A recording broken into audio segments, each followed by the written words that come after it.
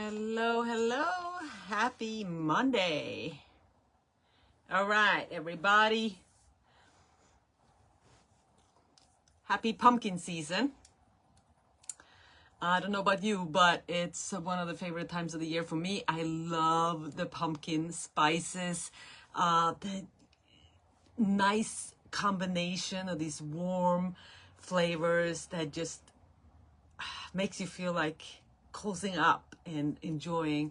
So before we dive into how to navigate this season and enjoy these great spices that comes in all kinds of pastries and drinks and breads and all these things, I want to talk a little bit about the benefits of these spices first, because they are packing a real punch when it comes to your health. So first of all, the spices that are usually used in making pumpkin spice is ginger, cinnamon, clove, sometimes cardamom, and nutmeg.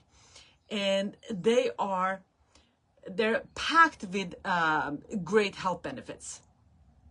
First of all, anti-inflammatory, reduces blood sugar, can also help reduce risk of heart disease, improve digestion, especially the ginger, and antimicrobial properties, immune functions, and also help oral health. So lots of benefits in those awesome spices.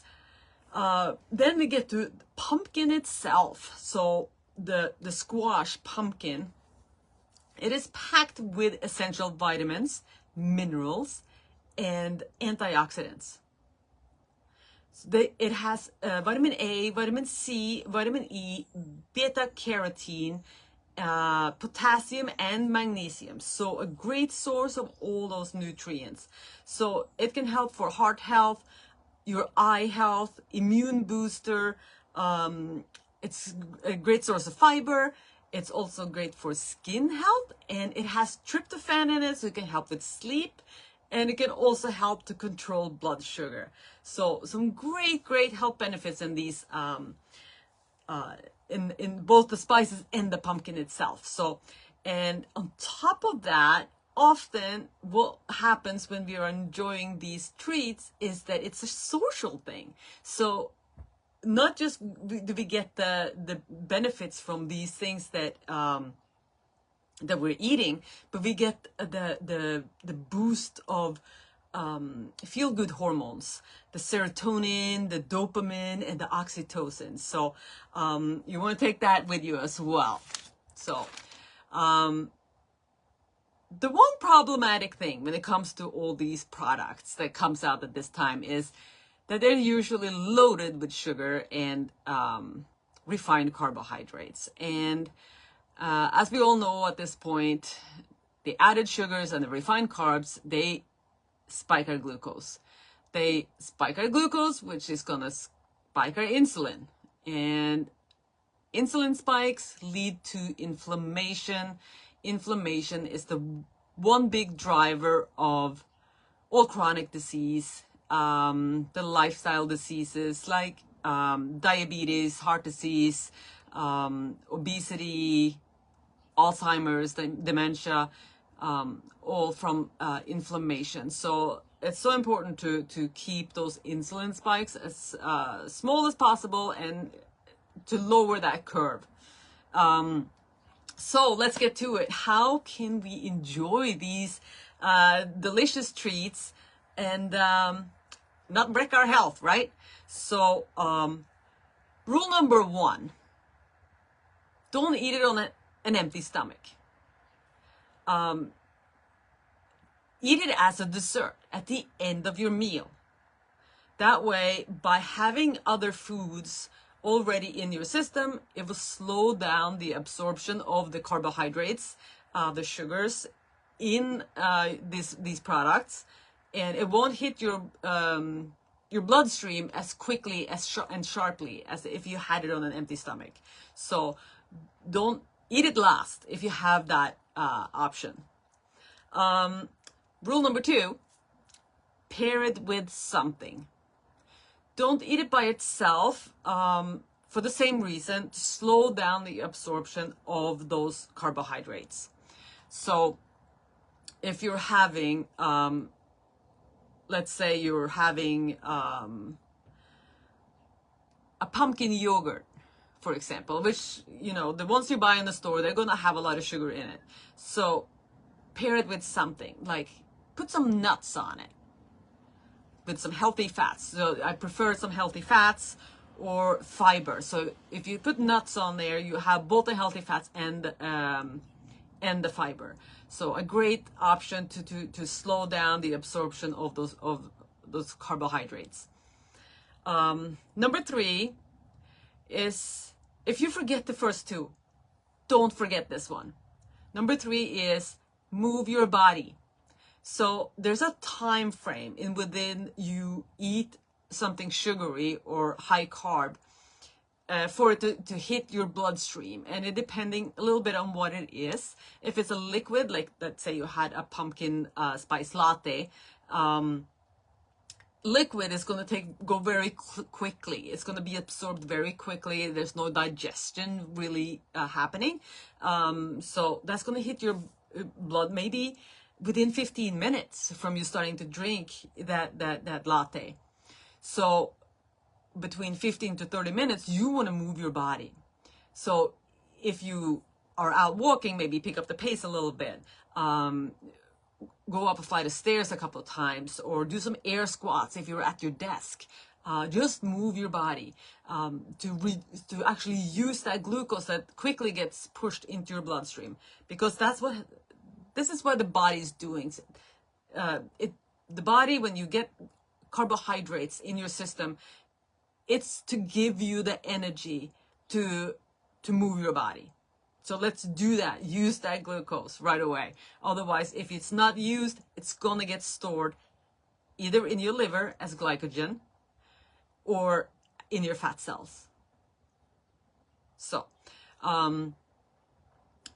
if you're eating something solid, it will be usually, depending on what it is, between 30 to 60 minutes after you eat that you want to move your body. There's one more little hack I have that seemed to work most of the time, and that is drinking apple cider vinegar either before or after you having the treat. That will also slow down the absorption of carbohydrates and lower that glucose spike that you get from the treat that you had. So that's the 4 quick hacks that I have. But the very best one is number 5, and that is already have balanced your hormones through diet and fasting, where you have more control over your cravings, so you won't eat as much as you possibly would have done if you didn't have that, if you didn't have gotten yourself into a balance when it comes to your hunger hormones and your satiety hormones. And with this lifestyle, your taste buds will change too. The sweetness, you're not going to crave as much sweetness, and you're going to be satisfied with less. So, I do have some recipes for you. If you want these recipes, I can send them to you. Just let me know below. Just send me just comment below if you want the recipes, or you can send me a message. But these recipes are made without sugar. So I'm going to go through the ones I have here. So I have pumpkin chia pudding, pumpkin yogurt, pumpkin overnight oats, and pumpkin spice latte. And for these ingredients, so I'm going to call for canned pumpkin. It is a can of pumpkin with no other ingredients. Organic pumpkin is the only ingredient in it. So it's not the pumpkin pie filling that's being used in this. And I want you to also be aware that pumpkin is a starch, really. So it's also going to quickly be absorbed and be spike your glucose. So you want to be limited how much you do this, because it's all going to spike your glucose. So it's in half a cup, 10 grams of carbohydrates, which is 3 grams of fiber, so we're good. But there is some quick sugar in pure pumpkin, just so you know. But also when it comes to the milk, that some of these, I think actually all the recipes, except the yogurt, but that's also, for the milk choices, if you're using dairy milk, fine. If you're doing plant-based, I want you to be very aware of the ingredients in your choice of non-dairy milk. There's often a lot of fillers, gums, and thickeners, and seed oils in those non-dairy beverages. So I want to show you my favorite that I'm using, and it's the brand Elmhurst.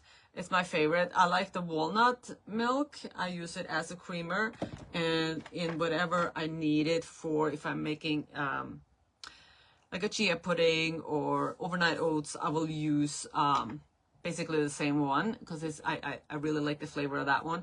And it only has 2 ingredients: filtered water and walnuts. So these guys, they're doing it right. So when I see products like that, I like to shout them out and give them a little thumbs up and share the greatness. So that's all for the recipes. But for this, as I talked about, the best way to set yourself up and to be able to enjoy a treat without going overboard is to balance your hormones, first of all, and through diet and fasting lifestyle. And since we're in this, we're going into the holidays. We're starting out now with these the great fall flavors, and then we're going to move into Halloween and the candy, and then we're going into Thanksgiving and Christmas.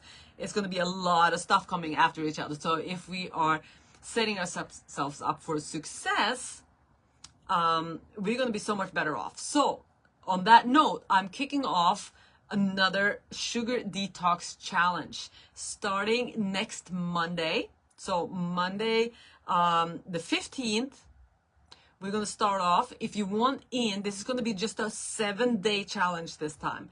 I felt like the previous challenge was a little too long, a little too overwhelming for people to want to sign up for it. So we're going to do a shorter one. It's going to be packed with information and support and fun stuff. So if you want to get yourself ready for the holiday season, set yourself up for success, let me know. And if you also want the recipes, drop me a note below and I will get them out to you. So until next time, I will see you guys later.